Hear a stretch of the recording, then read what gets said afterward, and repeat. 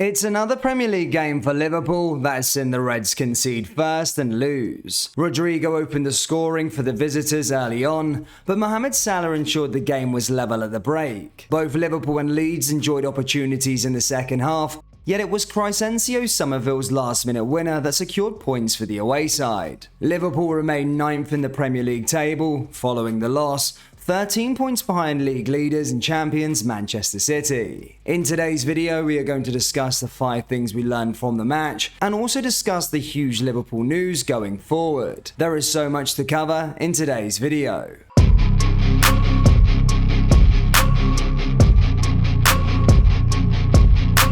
And hello everybody, welcome back to the channel guys. Before we get into today's video, please do smash that like button and subscribe to the channel for daily Liverpool content. The Reds' Premier League form has been very worrying as Liverpool have lost their last 2 games against at the time 20th placed Nottingham Forest and 18th placed Leeds United. Whilst we get into the match and pick out the bones, I wanted to discuss what Jurgen Klopp said about going forward and that he isn't planning a squad overhaul. Liverpool's form this season has been worrying, and given the Reds were just 2 games from a quadruple earlier this year, the question on everybody's lips has been why. However, with the game still coming thick and fast, Klopp insisted now's not the time for a massive rethink. He said it's not now for the main overhaul. Now we have to fight through and fight for momentum and confidence and security. I would have taken a point tonight, it's fine, go from there. My main issue with the game is how he defended the second goal. Whilst Klopp may not think it's time for a squad overhaul, I think he's incorrect, and we are a channel that have said all summer long that Liverpool needed to spend big in the summer and in the midfield. If FSG aren't planning for a handful of new signings in the January window, I think we could be in a lot more trouble going into the new year. It's time to get as many wins as possible before the break, but the World Cup gives us time and planning to get new players through the door and really salvage our season in the second half. Now the news of Liverpool not overhauling the squad is out of the way, let's discuss what went wrong on Saturday night in Liverpool 1, Leeds United 2, as we discuss the 5 things we learned.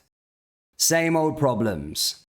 Strong lineup, decent bench, same old problems. Jurgen Klopp clearly meant business going in with arguably his strongest available 11. Forward options on the bench remain limited, but the Salah, Bobby, Nunes trio was effective against Ajax Amsterdam, so they were always going to be the front 3 against Leeds. All 3 have been heavily involved in the bulk of Liverpool's goals of late, and with Thiago and Harvey Elliott there to supply the ammunition against a porous Leeds defence, it seemed an attractive proposition before a ball was kicked. It didn't turn out that way though. We have been saying for weeks that we need our players back and all would improve. Well, we had a very strong first 11 on show and it didn't change the narrative whatsoever. Another slow start, another game where we concede the first goal, and another game we are chasing rather than bossing at home and at Anfield. Not since April 2017, 81 games ago, had Liverpool lost in front of a full house in the league at Anfield.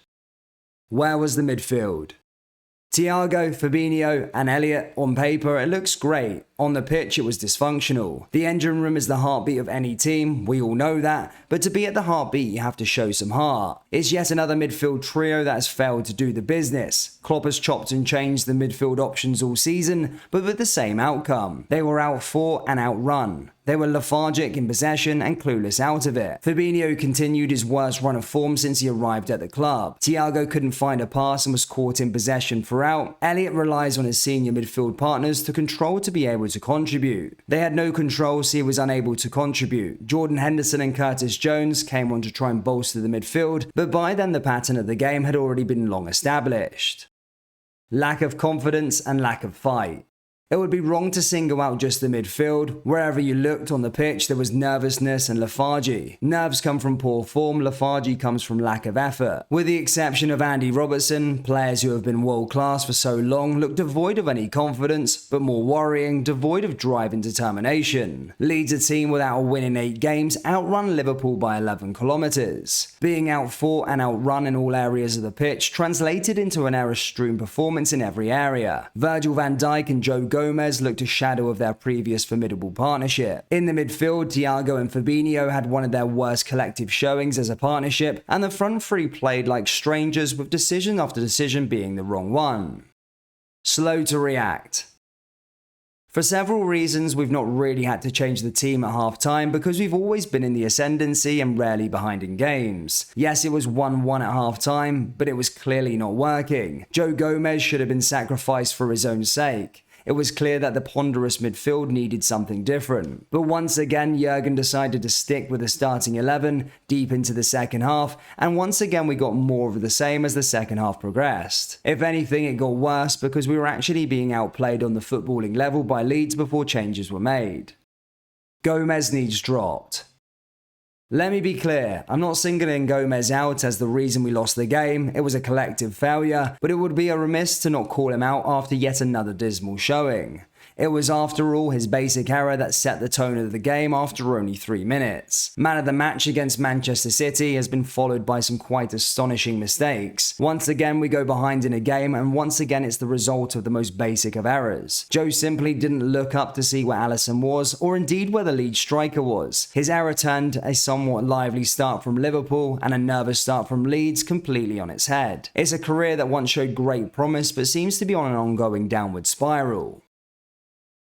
Yesterday's defeat also marked the end of Virgil van Dijk's unbeaten league record at Anfield of 70 games. Next up for Liverpool is Napoli at home, who are arguably the most informed team in Europe at the moment. Napoli are currently top of Group A in the Champions League and have pretty much won their group, unless Liverpool can beat them by more than 4 goals. Napoli are not only top of their Champions League group, but also top of the Serie A, 6 points clear of second place AC Milan.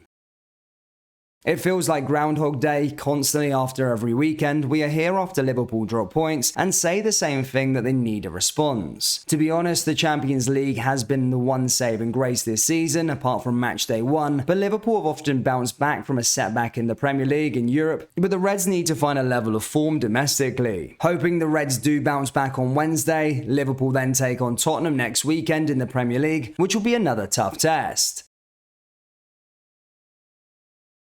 Liverpool fans, what did you make of the game yesterday against Leeds, and how many players do you think the club need to sign come the January transfer window? Let me know your thoughts down there in the comment section below.